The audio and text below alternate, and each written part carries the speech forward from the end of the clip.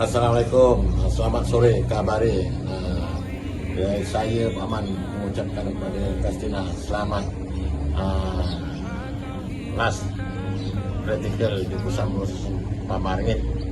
Saya ucapkan semoga di sana besok lebih sukses selalu dan juga cemerlang terbilang ya. Maafkan saya lah sekiranya sepanjang kita bertemu di pusat bersama Pamaringit salah dan silap terkasar bahasa maupun sebaliknya. Maafkanlah saya. Maju jaya. Hai Sina, selamat maju jaya. Terima kasih.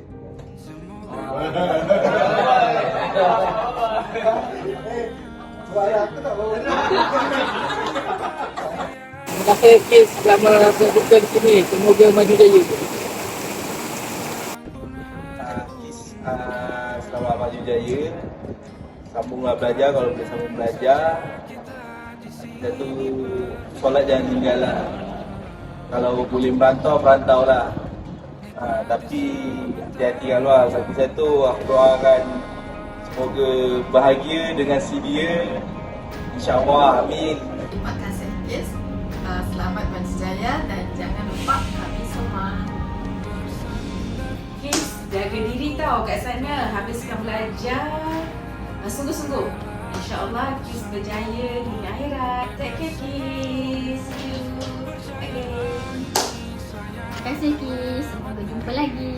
Bye. Terima kasih Kis. Apa-apa minta maaf kalau banyak sangat suruh-suruh tu. Bye. Bye Kak Sina. Sina. Sampai jumpa lagi. Terima kasih Kis. Bantu kami di Pamaringit ini. Terima kasih. Jangan jumpa lagi.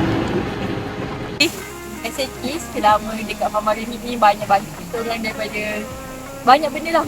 And semoga kenangan-kenangan yang ada dekat Pamaringit Kis bawa lah pergi Sarawak and mungkin boleh cerita dekat kawan-kawan dekat Sarawak. Best doh apa?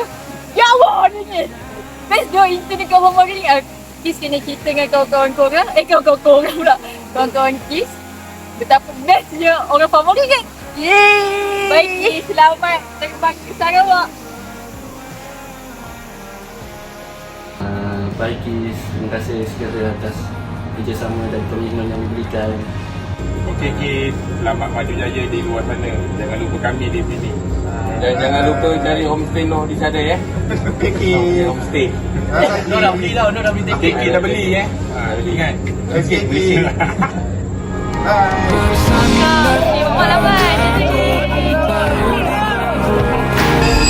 Relakan semua bersamamu. Percayalah ini sayang terlewatkan. Ku sampaikan dalam nyanyian bergema sampai selamanya.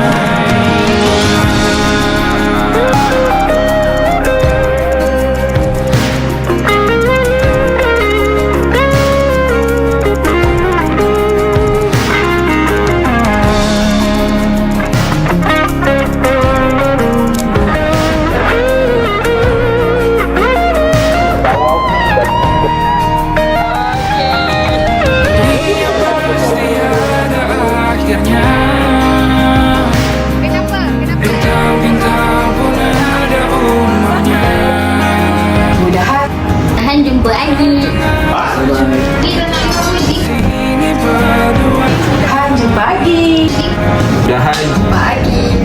Mudah-mudahan jumpa lagi. Mudah-mudahan jumpa lagi.